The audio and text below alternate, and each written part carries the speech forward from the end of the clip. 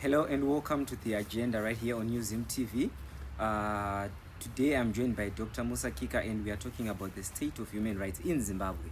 Welcome to the show, Doctor. Thank you so much. I appreciate it. Sorry for the delay, but we are here now. So without wasting much time, let's just get into the issues in Zimbabwe.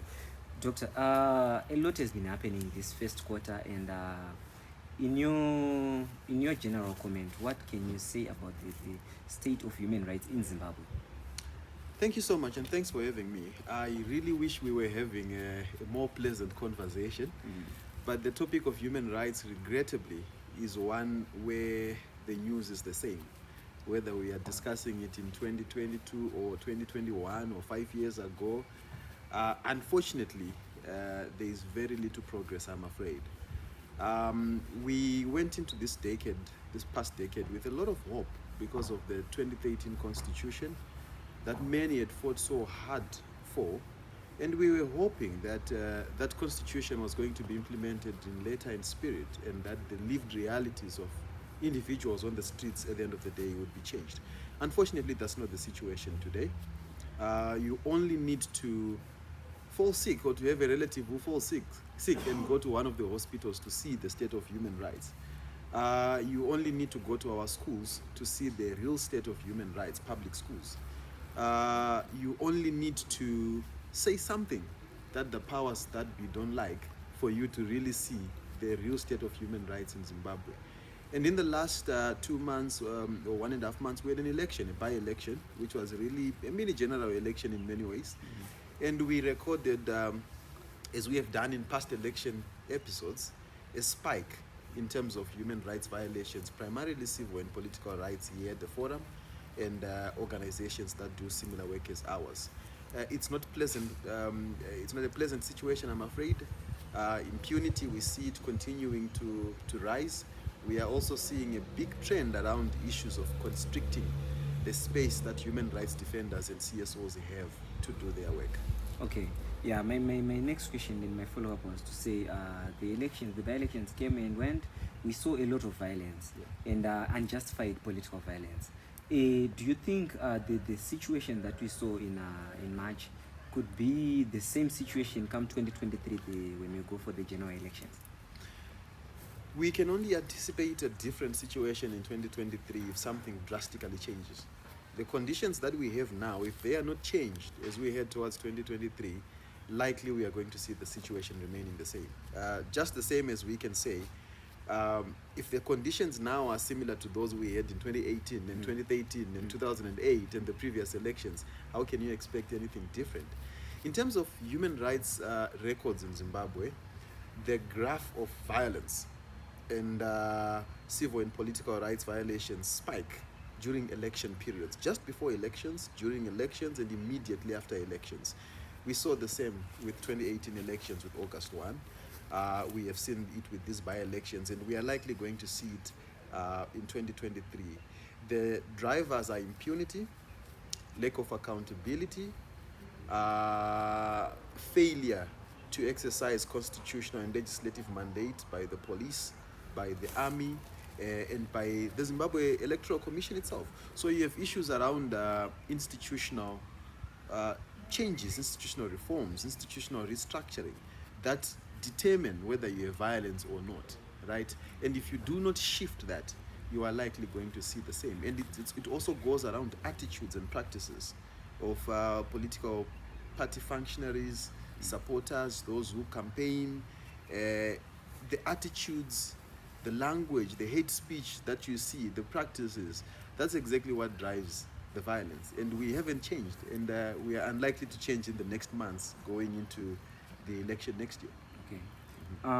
Maybe what solutions do you think might be needed to be implemented so that we don't keep on experiencing the same challenges, the same problems? There is an attitudinal and practice overhaul that is needed, right?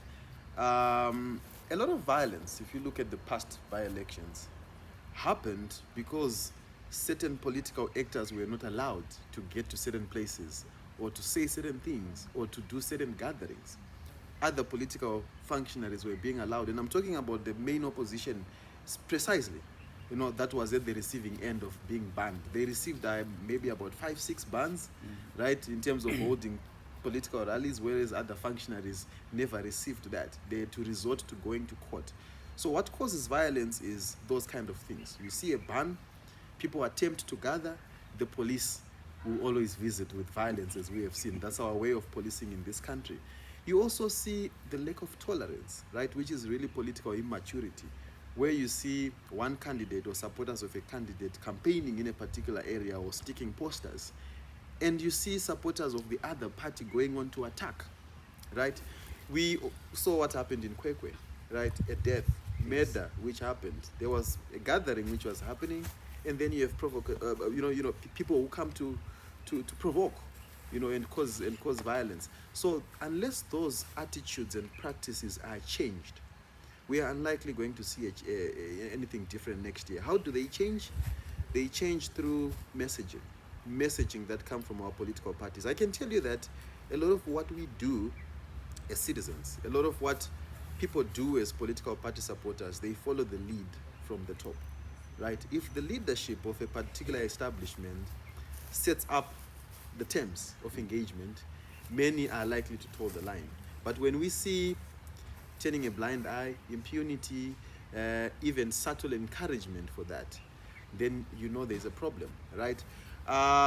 Setting that tone also means, particularly from the current ruling party, which is the head of state, setting that tone means that the police will do their job, right? It means the army will do their job and stay away from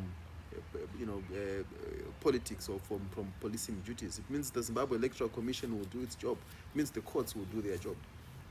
Like you just mentioned just now, do you feel that heading into 2023 general elections, given that a political party needs to be approved by either the police or those in power to say you can go on and hold your rallies and stuff, do you think this might also affect, given the agitation that is there when people are mobilized and say we want to hear someone speak, and then you are later told that you cannot attend that because it has not been approved by the police? Yeah, I dare say this. Most of the violence we have seen around political rallies in Zimbabwe have been caused by the police trying to stop a gathering, right? Gatherings that happen without the police coming to intervene usually happen peacefully, and the end people disperse and go. But once you bring in the police to disperse, you then see violence happening and assaults and all sorts of injuries. This is the reality based on the evidence that we have seen in the past. Okay, you are live here on New Zim TV, and today we are talking about the state of human rights in Zimbabwe. With me here is Dr. Musa Kika. He's the director for Zimbabwe Human Rights NGO Forum. So we have seen efforts by government to try and implement a new bill, the PVO bill, Private Voluntary Organization bill. And there's been a lot of talk around the bill, with government coming in to say NGOs are being used to fund terrorists or terrorism within Zimbabwe. Yeah. That is, anyone who speaks against the government. In your opinion, do you think that this is justified, given that the role of the CSOs is to monitor and to keep those in power accountable to the public? This is completely unjustified. We are not surprised that we have been given this law that in all likelihood is going to be passed. We hope it won't. This is not the same thing. It's the same time, the first time that it is happening. It has happened before with the 2004-2005 bill, and we are seeing it recurring again. For a very long time, there has been rhetoric coming from the government around CSOs being regime change agents, Western stooges. There is this divisive language around patriots and sellouts, villains and heroes. With those in human rights and CSOs being the villains, being the, those who lack patriotism, being the sellouts, being the Western stooges. Unfortunately and respectfully, that's not true. Civil society has three primary roles in any society, right? Number one, there's the role of self-governance. People are allowed to coalesce over issues of common interest. People are allowed to mobilize, right? After all, the Constitution is created by we the people, the government, the social contract, is entered into by we the people. So you cannot stop people from coalescing and engaging in self-governance.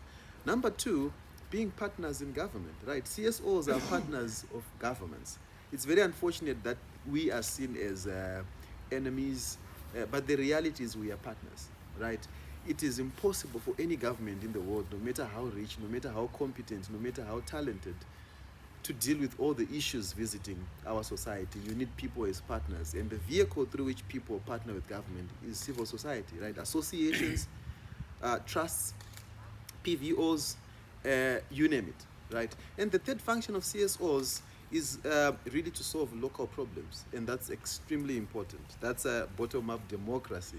That's citizens being patriotic, taking responsibility. That's how you inculcate a responsible citizenship.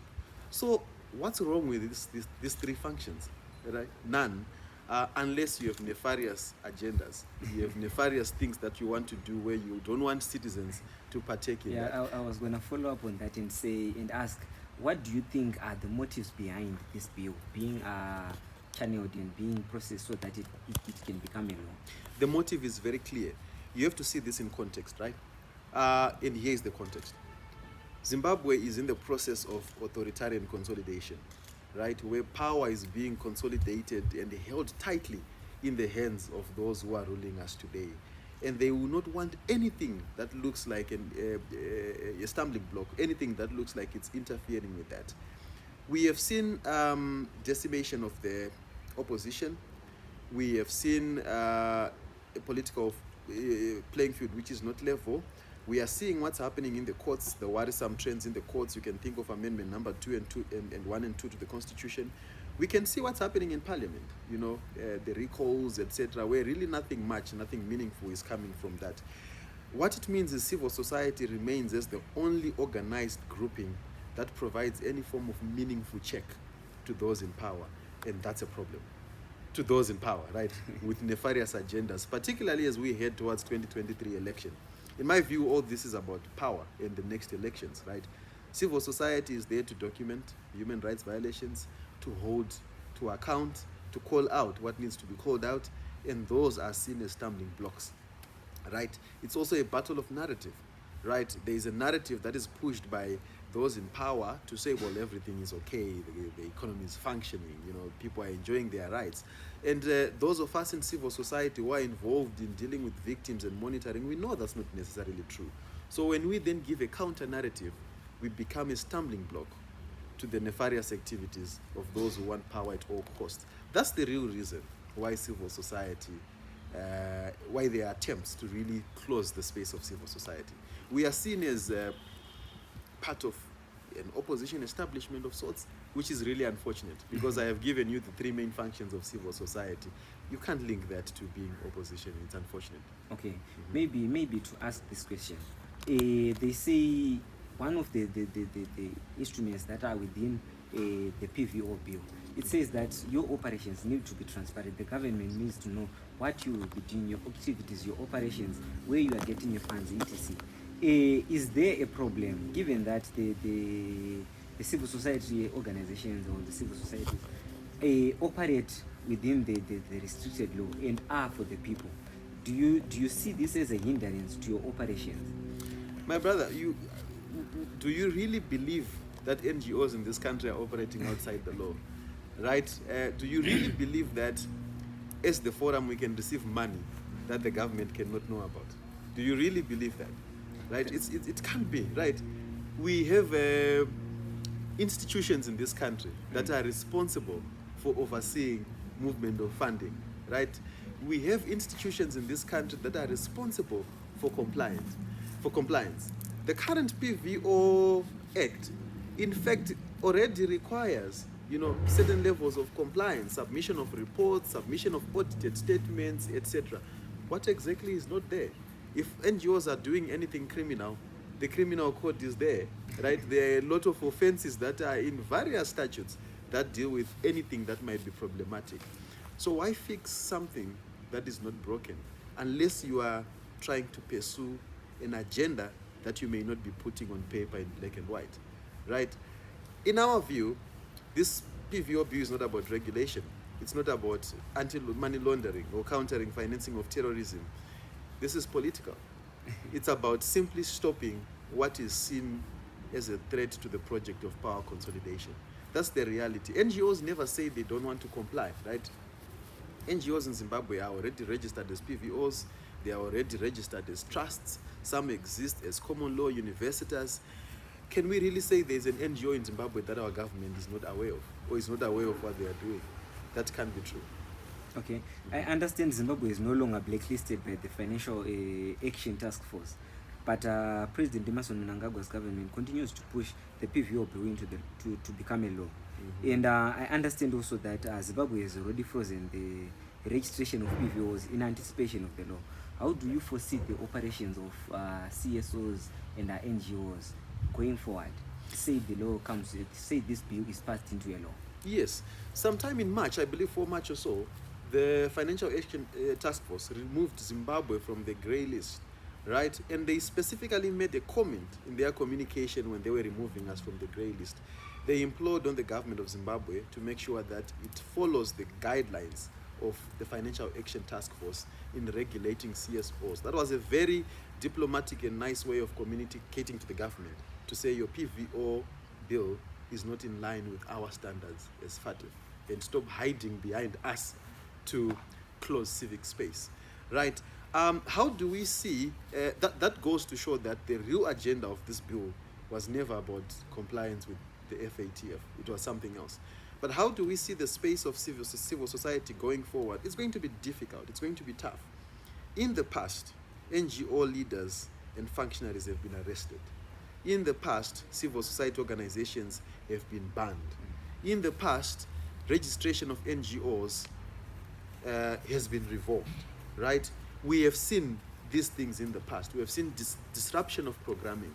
We are already seeing local government officials who, by the way, have nothing to do in terms of the law with NGO regulation, asking for MOUs, asking for certain payments to be made. Just last year in Harare, we fought a legal battle in the High Court in which the Harare Provincial Development Coordinator was trying to subject NGOs under his control. All that is illegal, but with the passage of this law, or the continuation of the current rhetoric or anti-NGO stance, we are going to see an increase in that. What it means is that access by NGOs of communities is going to be limited. But here's the funny thing. Development partners and NGOs in Zimbabwe provide the biggest chunk of social protection, more than the government is providing. So what does it mean to the person who relies solely on NGOs for their education, for their food, for their medication, right? There are more hospital beds, for example, that are provided by development partners and NGOs in Zimbabwe than they are provided by the government. That is the reality of it. So if you disrupt that, you can imagine what happens to the people. But here is the thing. You can never stop activism, and you can never cue activism.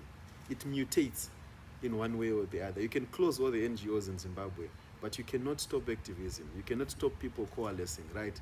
Activism, by our nature as humans, we have to speak out. We have to self-organize. We have to hold each other to account. Independence is a product of activism.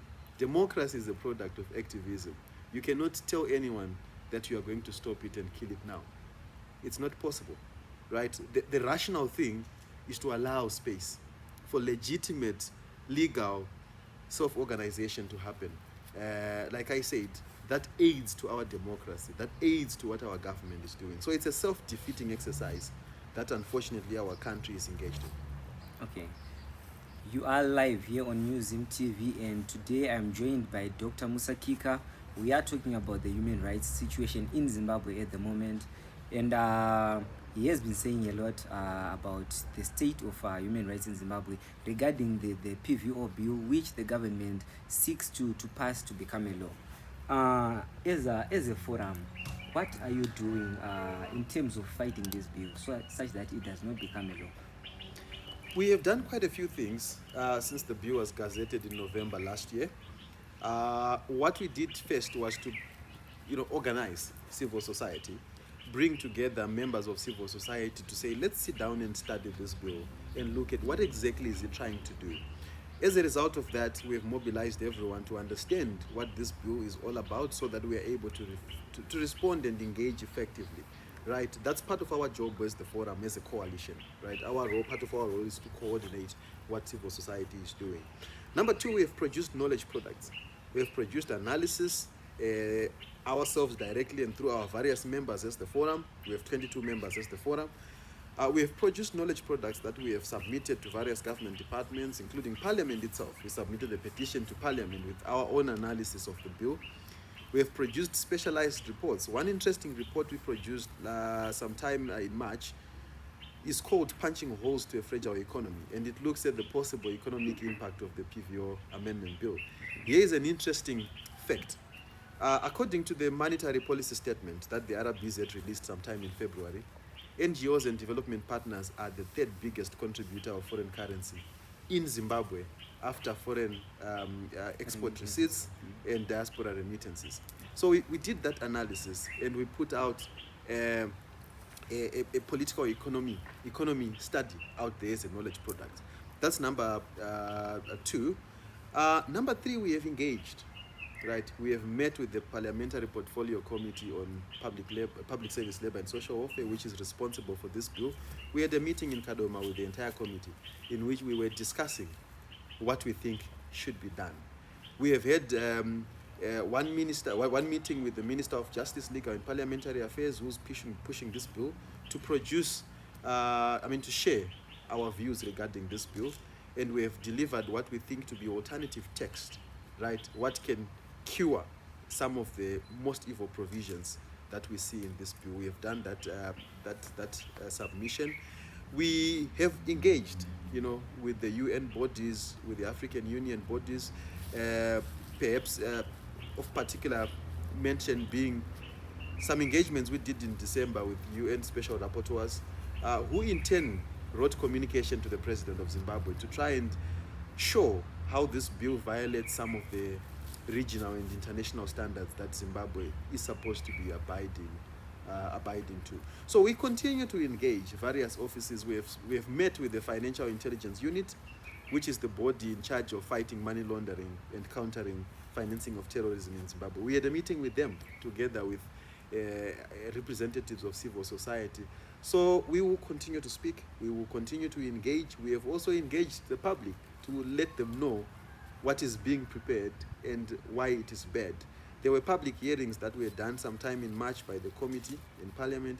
We participated in those hearings. We made our submissions to Parliament. And I'm happy to say some of the views that we have shared in those various engagements and meetings are being taken on board. They seem to be taken on board.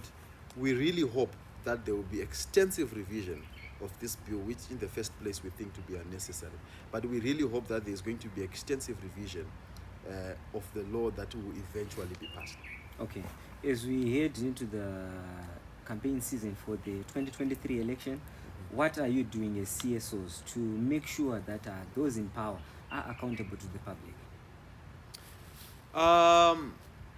As we have done in the past, we have spoken out against violence, against human rights abuses that occur simply because people are speaking out, right? We have sought to fight impunity, right, through the courts, through engagements, and in many other ways, right? We continue to spread the word of the message of peace and tolerance, right, in terms of our constitution. Our constitution is so liberal to allow everyone to engage, be it in political activity or social activity or economic activity. We continue to raise that. Now with what's happening to the economy, civil society, a number of civil society organizations have spoken and continue to speak around issues of economic governance. We can't ignore that, right? You can't say we are civil society and human rights organizations, so we are not speaking of economic governance. The reality is that in a place where economic governance is bad, human rights abuses are high. Why? Because you have more people speaking out, and you have, and the reaction is to silence and attack and arrest, right? You also have seeds of social unrest which are planted if there is no solid economic management. So we continue to speak about that, including commenting on some of the measures that we are seeing our government putting in place. And of course, we will continue to respond to cases of violations, fighting in the courts, fighting through engagement, and many other ways as we have done in the past. Traditionally, when we are going towards elections, we experience a high caseload, and we are preparing ourselves for that as we head into next year. We don't see that as any different. Okay. Yeah. Maybe as we draw close to the end of this session, the police have issued a ban on the use of spikes. What's your comment, given that the move is taken way after we have lost lives due to the use of spikes by the police? Unfortunately, we have to wait for people to lose lives before we do reasonable things, right? It's just reasonable. It's common sense. Why throw spikes on a moving vehicle with people, right? As the forum, we have challenged that before. We went into the High Court. That was last year when we saw that a lot of these incidences were happening. We represented the Passengers Association of Zimbabwe in the High Court, and Justice Tagu here, the High Court in Harare, ruled that there's nothing wrong with throwing spikes, right? We appealed in the Supreme Court, and that ruling was reversed. The starting point has always been that it's illegal, right? There is no policing in the world meaningful policing that says you must throw spikes to stop a vehicle. If someone is committing a crime, you arrest them, right? In a peaceful, proper manner. You don't exert violence for you to arrest them, right? So it has always been illegal. So it's a welcome move that the police themselves are beginning to see that this is wrong and finally realizing the need to comply with the law. It's very unfortunate that this is coming at the backdrop of loss of lives. But as human rights organizations, we are pursuing legal challenges, including for damages for those families that have experienced losses because of this barbaric behavior. Okay. Dr. Musa Kika, thank you so much for your time here on Newzim TV. We have learned a lot. I hope to be speaking soon again. It's a pleasure, and thank you so much for making time. Thank you for the opportunity. That was Dr. Musa Kika, Director for Zimbabwe Human Rights NGO Forum. He was here discussing the state of human rights in Zimbabwe.